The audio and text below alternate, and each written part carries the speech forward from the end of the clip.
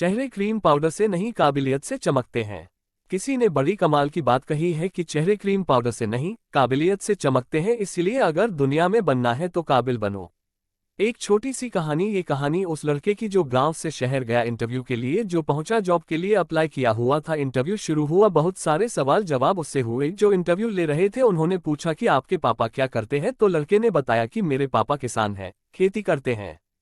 तो इंटरव्यू ने पूछा कि क्या आपने कभी जा करके खेत में उनकी मदद की, क्या आपको फसलों की जानकारी है, क्या आपने कभी सोचा कि पापा की मदद की जाए। लड़के ने बोला कि सोचा तो था, लेकिन शायद पापा चाहते नहीं हैं। वो चाहते हैं कि मेरा सारा ध्यान पढ़ाई पे फोकस मेरा पढ़ाई पर रहे, तो उन्होंने मुझे कभी ज्यादा खेत के बारे में जाने नहीं दिया, ना उन्होंने मुझे जाने दिया। तो इंटरव्यू ने कहा कि एक काम कीजिएगा, आज आप घर जाइए, अपने गांव जाइए, अपने पापा के हाथ पैर देखिए और कल फिर आइए। लड़का जब बाहर निकला तो सोचने लगा कि मुझे कल बुलाया, इसका मतलब मेरा सिलेक्शन हो गया। तो मिठाई के डिब्बे लेकर के शहर से गांव पहुंचा, जा करके पिताजी को बताया कि मुझे कल बुलाया, इसका मतलब मेरा सिलेक्शन हो गया है, आप तो मिठाई खाओ। तो सब बातें चल रही थी। फिर उसने कहा कि पापा मुझे याद आया, उन्होंने एक काम मुझे दिया था कि अपने पापा के हाथ पैर देख करके आना, तो आपके हाथ मुझे देखना है। पिताजी को मालूम था कि उनके हाथ पैरों की क्या हालत थी, तो छुपा रहे थे। लड़के ने जिद की तो उन्होंने फाइनली अपने हाथ पैर दिखाए। पिताजी के हाथ पैर कटे फटे थे, जगह जगह से खेतों में काम करने की वजह से बड़े सख्त हो गए थे। लड़के ने जब ये देखा तो उसकी आंख से आंसू आ गए।